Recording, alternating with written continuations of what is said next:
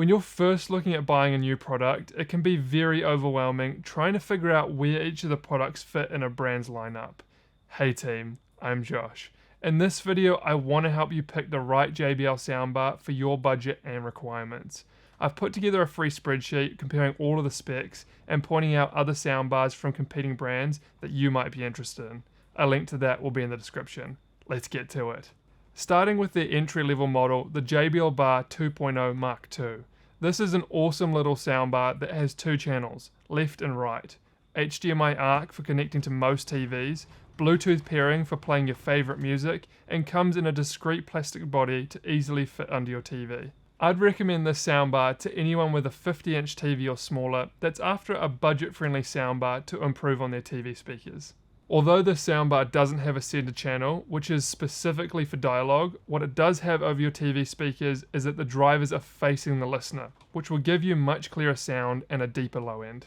I bought the Mark I version for my father-in-law a couple years back, and we were both impressed at how much sound that small speaker could produce, and for the price, we were very happy with its performance. The JBL 2.0 is perfect for a bedroom TV where you don't have the space for a subwoofer and you want a simple way to increase the sound clarity. Next up is the JBL Bar 2.1 Deep Bass Mark II.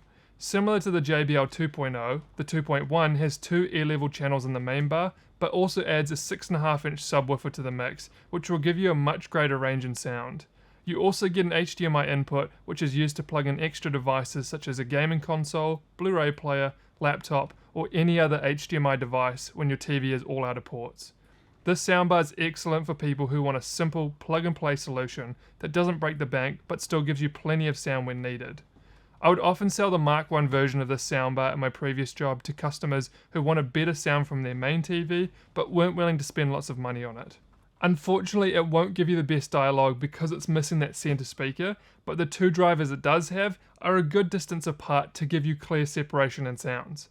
The subwoofer is smaller than the higher end models, which makes it easier to hide next to your couch or in the corner of your room, but still has plenty of oomph when you need it.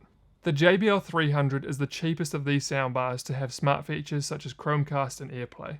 These services make it easier to get music from your phone to the bar without having to leave your device next to the speaker, which of course is the downside to using Bluetooth. This is also the first soundbar in JBL's lineup to include app support. The JBL One app gives you the ability to calibrate the soundbar, tweak an equalizer, and control it from your phone. When it comes to performance, the JBL 300 won't have the dynamic range of the 2.1 because it lacks a subwoofer, but the soundbar includes a centered dialogue channel, which is much better for those who struggle to hear voices. You also get two side-firing drivers that attempt to give you a greater sense of spaciousness. Where the 2.0 and 2.1 have standard HDMI ARC connections, the 300 and above include HDMI eARC ports to give you Dolby Atmos. I wouldn't buy the soundbar if you're wanting Atmos because it doesn't have rear speakers or upward firing drivers, which is rarely required to get the 3D sound effect, but it can decipher an Atmos signal. This soundbar is perfect for apartment living, as it won't annoy your neighbors with heaps of bass, but gives you the clarity and sound most people are after. If you're wanting the benefits of the 300 but with a 10-inch subwoofer, then the JBL Bar 500 is what you're after.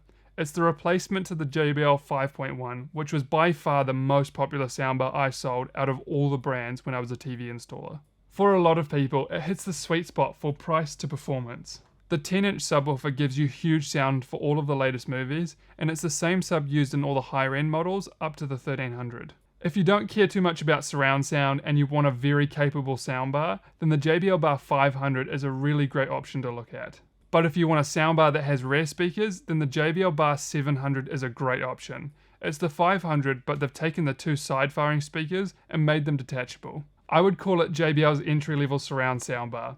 There's not much else that's different between the 500 and 700, so you're really paying an extra $300 for those rear speakers.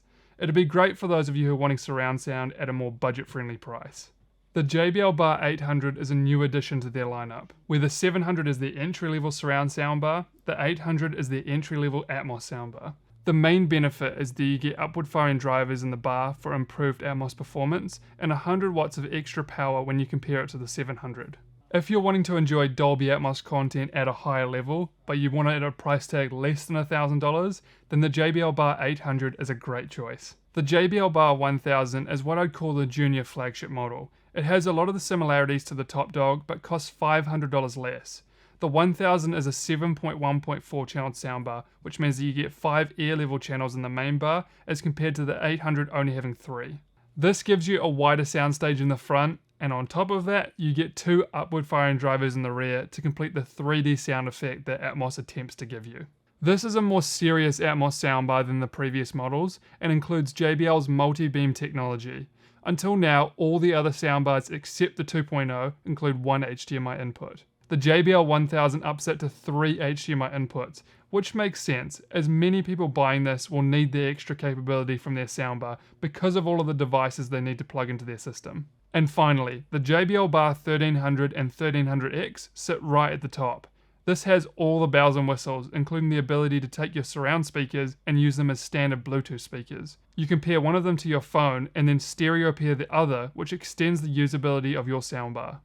By the way, the 1300X is a US and Asia Pacific model, and the only real difference is that it comes with a 12-inch subwoofer instead of a 10-inch, but it still has a 300 watt output, and the USB port can be used to play back music, whereas the 1300 is only used for servicing. Jumping up from the JBL Bar 1000 with 7.1.4 channels, the JBL Bar 1300 has 11.1.4 channels with 2 extra in the bar, and jumping from a single ear level in each of the rear speakers to 2 per speaker. This soundbar is designed to compete with flagship models from Samsung, Sonos, Sennheiser and LG, of which I've compared against each other in a video which you can watch here. If you're wanting the best Atmos performance from a JBL soundbar, then the 1300 is what you're after. As I touched on in the beginning, check out that spreadsheet I've put together and head over to the competition tab to see other soundbars you may be interested in, if none of these soundbars tickle your fancy. At the end of the day, you have to figure out what type of content you watch the most and whether spending the extra money on a higher end soundbar is worth it for you. With that, if you need help deciding whether you should splash out and get a Dolby Atmos soundbar, then check out this video next. Anyway, that's all from me. See you guys soon.